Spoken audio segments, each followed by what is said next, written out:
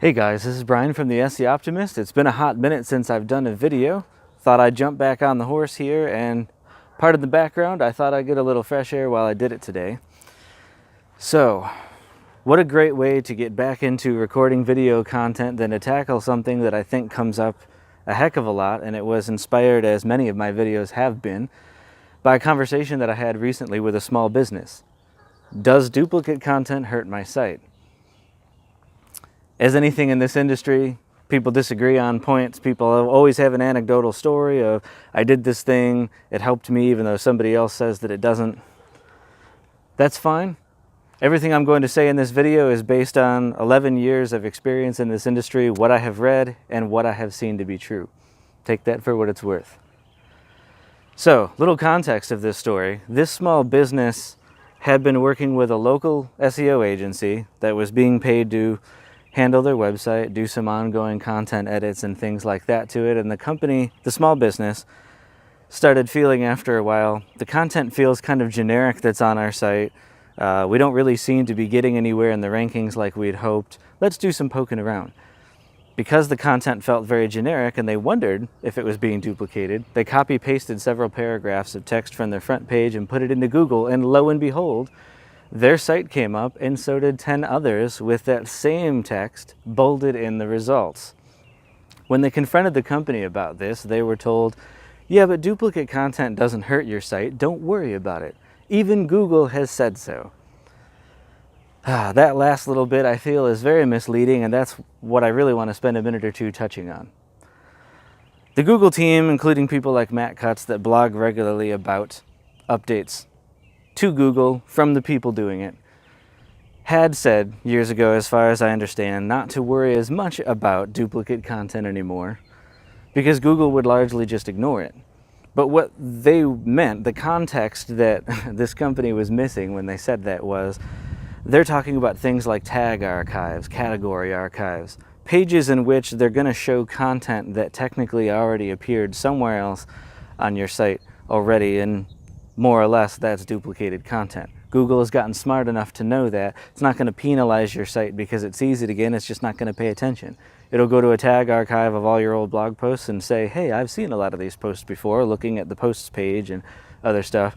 I just won't worry about it on this page then.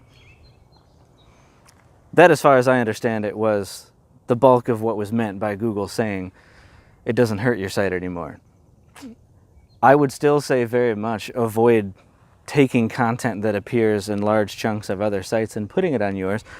And even if we operate under the assumption that it does not hurt your site at all, which I'm not sure that I buy into, straight out of Google's mouth, Google will ignore duplicated content. And so, to me, that creates the question of, say 90% of your site is created from this duplicated material from somewhere else. Well, that to me means Google is not going to pay any attention to most of the content on your site there.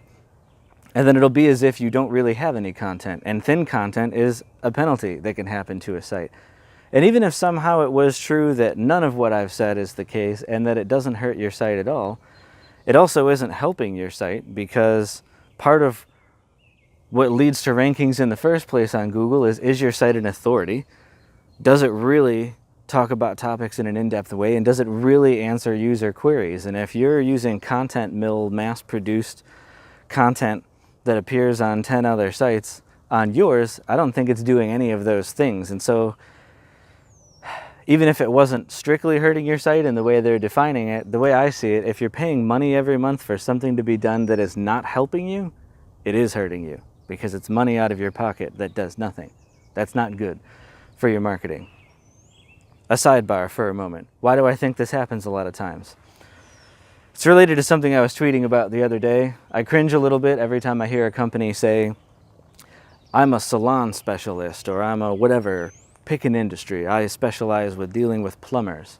Yes, I know for a fact that there are certainly industry specialists who, whether it's plumbers or hair salons, they market only in that industry because they love it. That's where they want to play. That's where they like the language and the makeup and all of that, of what goes into those campaigns, and that's totally fine if that's where they want to be. But unfortunately, sometimes you get where this small business was dealing with, where they picked a certain SEO firm or marketing company because that company said, I specialize in your type of business, so isn't that going to be great?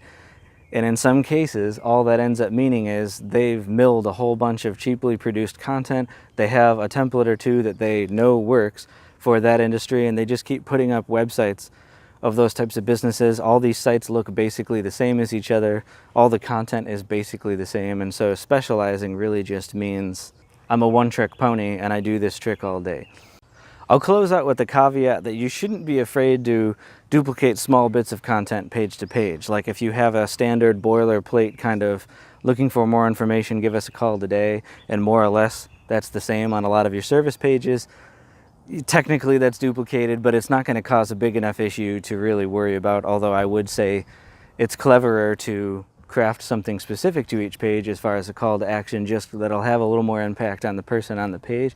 But from the SEO standpoint, that's not really going to create a big issue when it's small bits of content. Just don't copy half of your about page and repost it on one of your service pages, or have half of what is on each service page be the same as every other service page on your site, for instance. That would not be helpful to you. But people panic a lot over this, over the small bits of content that get reused. Don't worry about it, but certainly do not use content verbatim that comes from somebody else's site unless you're including it in a quote or a reference and you're linking to them. Google will see that and it's not a big of a deal. But when you're copy pasting huge chunks of it, and especially when that content appears, like in this case, on 10 or more other sites, that is really not going to do anything for you to persuade Google that you're an authority on that topic. Hope that was helpful for you guys. Stay tuned for the next video. I will try to be publishing content more regularly again. So if you have specific questions, leave them in the comments, shoot them to me from my site, and I'll try to see if I can deal with those in future video content as well. Take care, guys.